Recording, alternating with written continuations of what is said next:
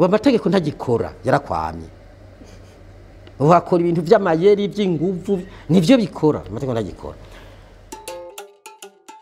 Haratowe itegeko rishasha rihasha, sinovuga itegeko rishasha, haratowe itegeko rihasha abakora amabi afatiye gitsina.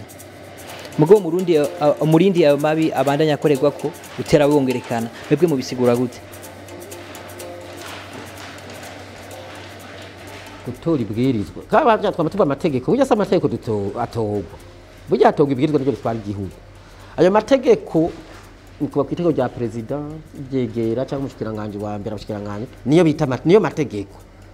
Ngabo twamaze kwimenya uko mu Burundi gutora rero itegeko ndaje nkoresha icyo ko cy'abantu nico bamenyereye.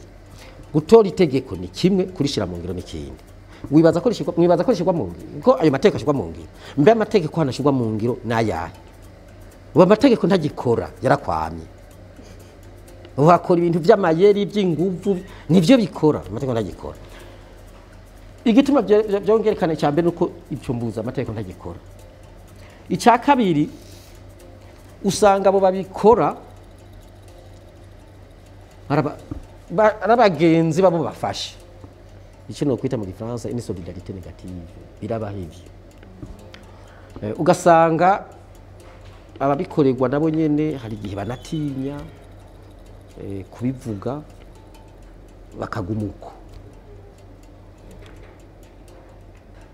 Abikora rero nka bya mpeje kuvuga, ugasanga nabantu atago bakorako, nandafise uburyo bari mu nzego bakunda n'abazinanye n'abapolisi babafashe cyangwa abapeje cyangwa abaki, ugasanga barazinanye bikanigirwa mu menshi. Rero iyo hari n'abatwaro basigaye baca bagenda ngo bagiye gusukamwe mabisi.